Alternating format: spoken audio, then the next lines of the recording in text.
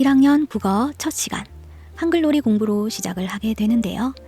교과서 7쪽을 보면서 수업을 시작해요. 교과서 7쪽을 보면 생각 열기로 시작이 되는데요. 생각 열기 첫 번째 활동의 지도 방법을 보면 그림을 보면서 어떤 장면인지 이야기를 나눈 다음 교실에서 볼 수 있는 것을 이야기해 보라고 되어 있어요. 지도서의 안내대로 교실에서 볼 수 있는 것을 말해볼까요? 라고 질문을 하면 책상, 의자, 친구, 시계 라고 아이들이 대답을 해요. 글자라는 대답을 해주길 바라는 숨은 의도가 있는 활동이지만 아이들은 교실에 있는 여러 가지 물건에 더 관심이 많으니까요.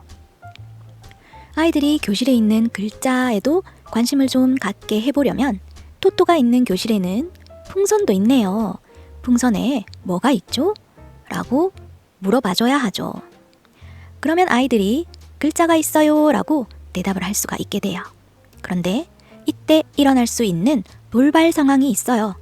글자에 관심을 갖고 찾아보게 하려고 질문한 건데 아이들은 글자를 찾기만 하는 것이 아니라 자기가 글자를 알고 있다는 것을 자랑하고 싶은 몇몇 아이들이 기역, 니은, 디귿, 아, 야, 어, 여 하고 큰 소리로 글자를 읽게 되는 당황스러운 상황이 되어버릴 수도 있답니다.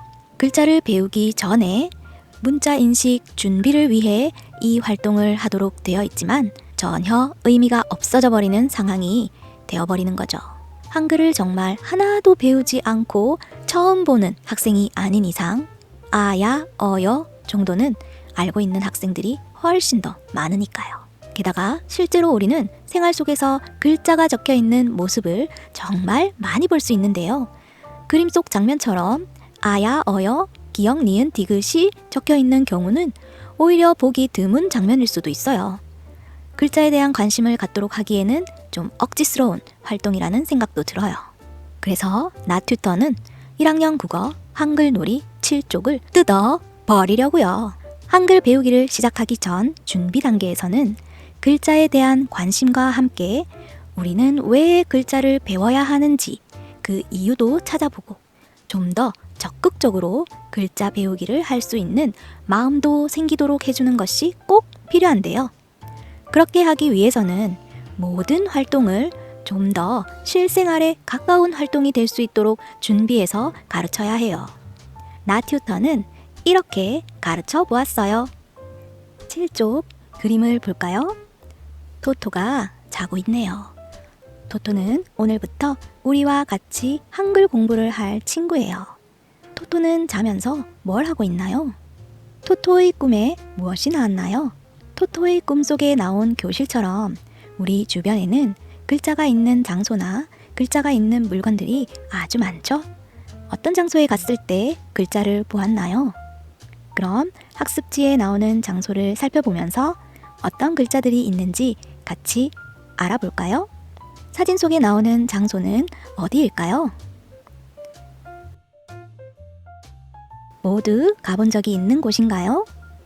그럼 어떤 글자가 있는지 살펴볼까요? 에스컬레이터가 있는 곳에는 어디에 글자가 있나요? 네, 운행 중단이라는 글자와 작은 글자들이 적혀 있는 안내판이 있네요. 찾은 글자에 동그라미 해볼까요? 에스컬레이터 앞에 운행 중단이라는 글자와 안전상 운행을 중단합니다. 불편을 드려 죄송합니다. 이런 글자가 적혀 있어요. 이런 글자는 왜 적어 놓았을까요? 다음은 학교 운동장에서 운동회를 하고 있는 사진이네요. 어디에 글자가 있나요? 네, 건물에 동부초등학교라고 글자를 붙여 놓았네요. 찾은 글자에 동그라미 해볼까요? 학교 건물에 이런 글자를 붙여 놓은 이유는 뭘까요? 다음은 버스 정류장이었죠? 버스 정류장에는 어디에 글자가 있나요? 네, 위쪽을 보면 여기는 남춘천역 정류장이고 다음 정류장은 시외버스터미널 정류장이라고 적혀 있어요. 이런 글자는 왜 적어 놓았을까요? 우리 주변에 가볼 수 있는 여러 장소에 적혀 있는 글자들을 사진으로 알아보았는데요. 이 글자들은 대부분 뭔가를 알려주기 위해서 써놓은 글자들이었지요.